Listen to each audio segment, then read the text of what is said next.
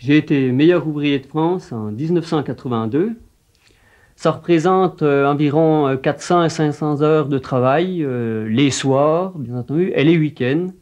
Et ceci pendant une année, quoi.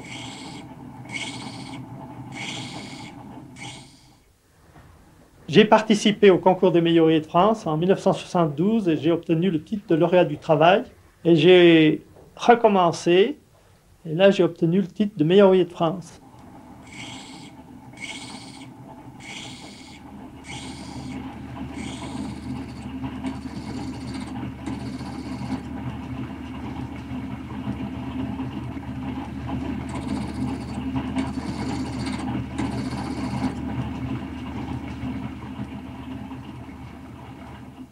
Les gens confondent souvent diamantaire et lapidaire. Les diamantaires taillent uniquement le diamant et les lapidaires taillent toutes les autres pierres. Pour que vous compreniez bien le métier de lapidaire, je vais vous tailler une pierre assez grosse. La première des choses à faire, c'est d'avoir la couleur, une belle couleur dans sa pierre.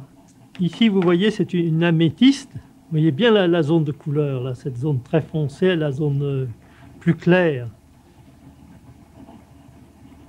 Il faudra que je tourne la pierre de façon à obtenir une teinte uniforme. Là, j'ai une très bonne couleur, mauve. Je vais vous tailler un rond parce que c'est une taille qui est facile à comprendre. La première passe, c'est l'ébauchage. On va placer sa couleur et on va chercher la forme d'après le brut comme il se présente. Ensuite, une fois qu'on aura fait cette passe, on va l'encimenter sur un bâtonnet pour pouvoir plus aisément la travailler.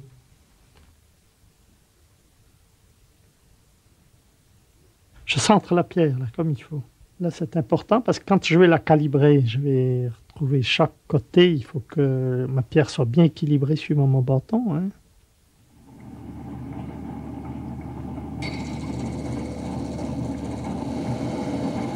La première facette que j'exécute, c'est la table. C'est la facette la plus importante que l'on voit sur le bijou terminé.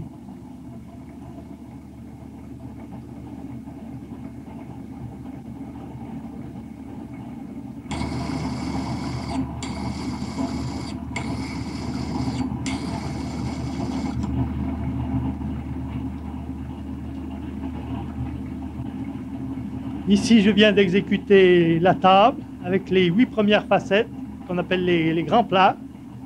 Pour faire ces grands plats, je me sers de l'étui mécanique qui a 8 pans, ici. Je me sers également de ce guide. Ici, j'ai des petits crans qui vont me donner l'inclinaison de l'angle de taille sur la meule. Et ici, j'applique mes pans contre la plaquette métallique qui me sert de guide. Alors, vous voyez, un plat sur la meule. Je tourne mon bâton d'un huitième, j'ai le deuxième plat, troisième pan, troisième plaque, jusqu'à les 8 pans qui me font mes 8 plats sur ma pierre. Alors ici maintenant, je vais couper les angles, c'est-à-dire je vais faire un tout petit triangle sur ces angles que vous voyez ici. Ces petites facettes vont s'appeler des dentelles.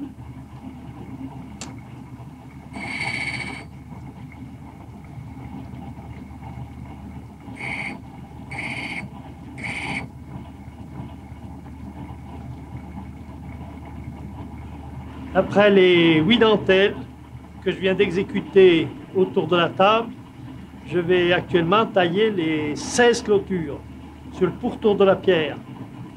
Alors ici, sur mon étui mécanique, vous pouvez remarquer mes divisions. Je prends ici à cette division pour faire les grands plats.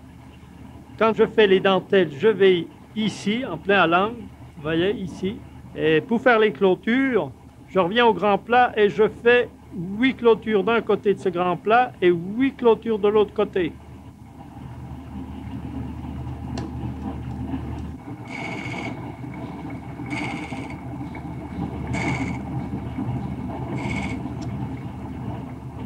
Oui, ça a l'air de rien, mais si on fait une petite pression de plus quand on taille la pierre, celle-ci est déréglée. Et l'ensemble n'est plus parfait. Il y a un coup de patte et un coup d'œil pour tailler les pierres.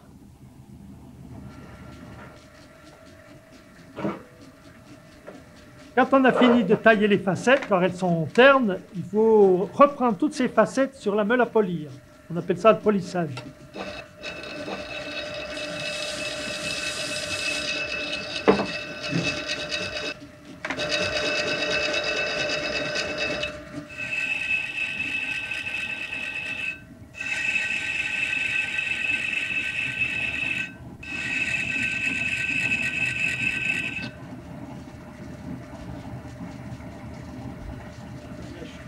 Je me suis trompé, vous avez entendu à l'oreille, vous l'avez entendu? Quelquefois, dans la précipitation, on va se tromper de cran et c'est l'oreille qui va remédier à la chose. Ça, c'est le bon son.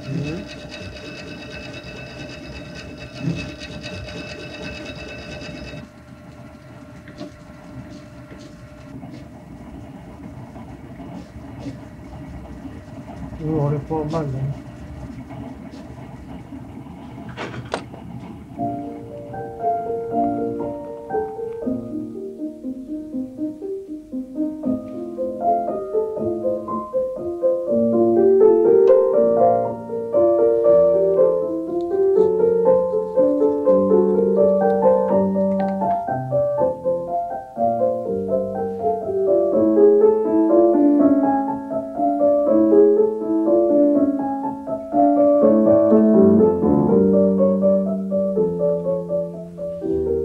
Vous voyez, cette pierre, on l'a terminée du dessus. Je l'ai retournée, on va l'exécuter du dessous. C'est-à-dire qu'on va faire la culasse. Et cette culasse, bien sûr, c'est la partie qui va être dans la monture de la bague.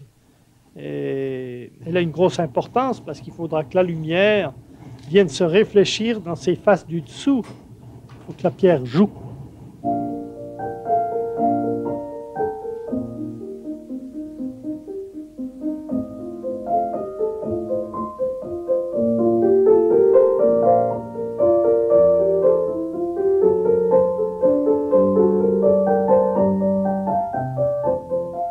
Le diamant, il est arrivé dans le Jura vers 1875 et c'est une pierre tellement dure qu'on l'a taillée dans des ateliers, dans des usines, grâce à la force hydraulique. Le lapidaire, lui, il est beaucoup plus ancien, il a paru vers 1700 grâce aux horlogers suisses. Le matériel est assez simple, ce qui fait qu'il a pu s'adapter dans les fermes du Haut-Jura. Il y avait des communes comme Lamoura, Semoncel, où les 2/3 des habitants faisaient du lapidaire.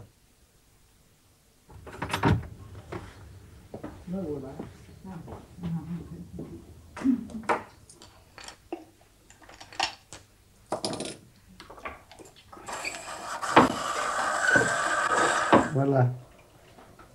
Bon, ben c'est celle-là que je te donne. Mais tu me la redonnes maintenant? Oui. Je donnerai le bâton après. Tu fais la table? Il y a 27 ans aujourd'hui qu'on n'a pas été face à face sur cet établi. Tout le monde était lapidaire ici dans une petite ferme. Tout le monde faisait du lapidaire l'hiver. Parce que les fermes n'étaient pas assez grosses pour vivre que de la culture.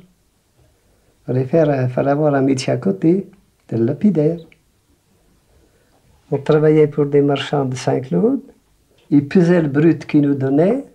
Et quand on prenait le travail fini, ils pesaient. Et on était payé au carat, alors il fallait faire le plus possible de carat. On arrivait à faire un rendement de 40%. C'était le maximum.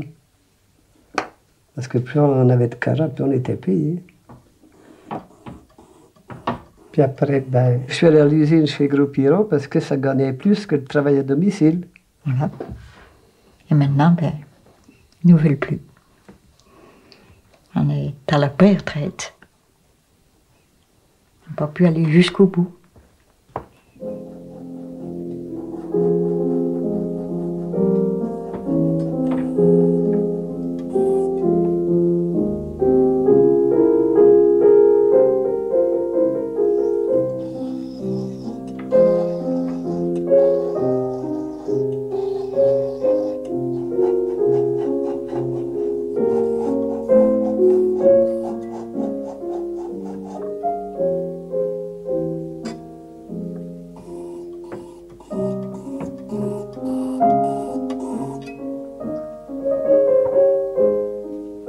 C'était un beau métier, lapidaire? Oui, parce qu'ils aimaient en général leur métier.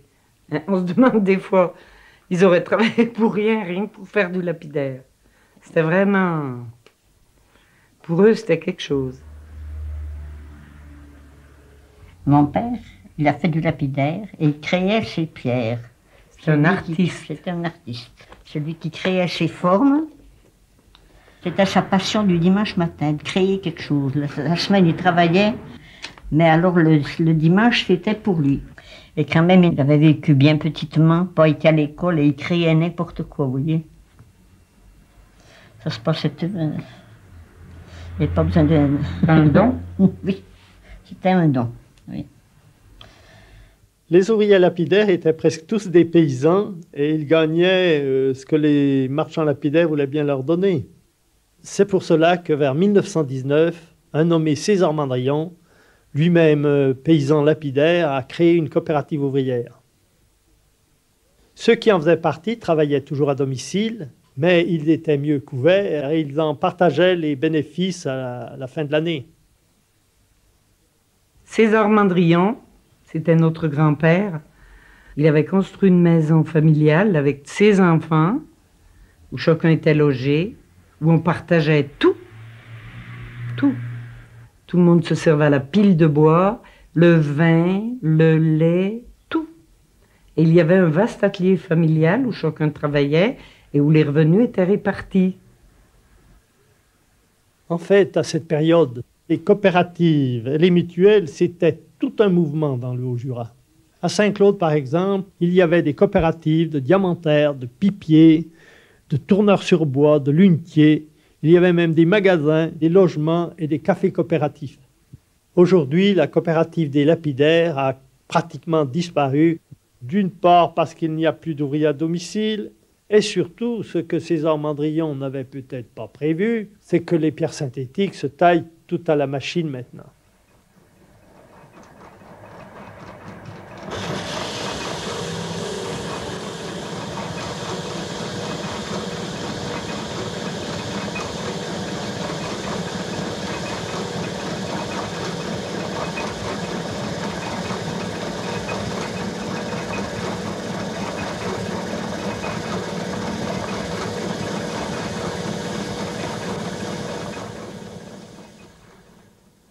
Pendant le 19e siècle, les hauts-jurassiens lapidaires ont toujours taillé la pierre fine, la pierre précieuse et le verre de couleur. C'est seulement à la fin du 19e siècle qu'il est apparu une grosse révolution, qui est le procédé Verneuil. Le procédé Verneuil, c'est une reconstitution exacte de ce qui se passe dans la nature, mais en accéléré. Cette boule de saphir est un mélange d'alumine, de silice, de chrome, chauffé à très haute température, et qui nous donne donc des boules de la même dureté, du même indice de réfraction que la pierre fine ou que la pierre précieuse. Le rapport de prix est bien entendu extravagant, c'est-à-dire qu'une pierre d'imitation type Verneuil peut coûter de 50 à 1000 fois moins cher qu'une pierre fine ou précieuse.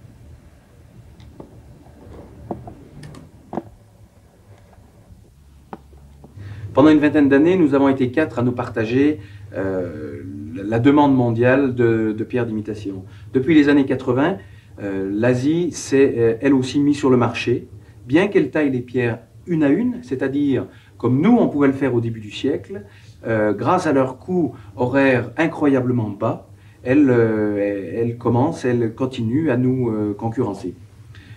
C'est bien entendu pour nous une motivation énorme pour nous moderniser et automatiser de plus en plus notre métier.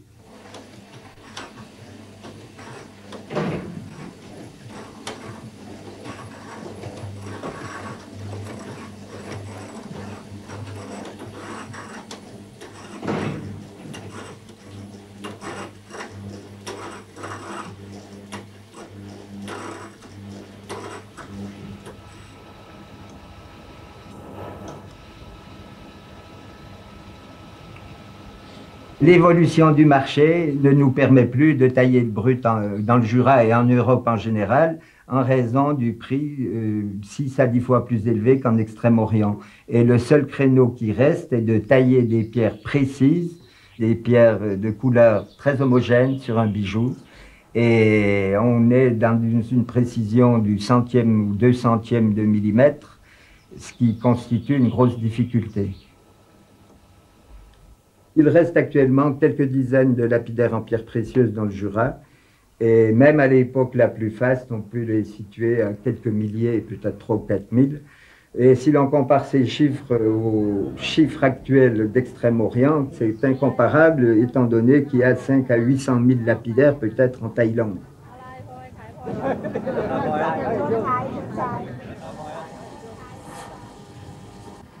Après la Deuxième Guerre mondiale, les pays producteurs ont été amenés à tailler eux-mêmes leur production.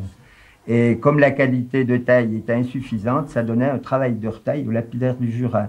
Malheureusement, les progrès qu'ont fait les lapidaires d'Extrême-Orient ne laissent pas grand-chose à l'heure actuelle aux derniers lapidaires qui restent à tailler la pierre précieuse.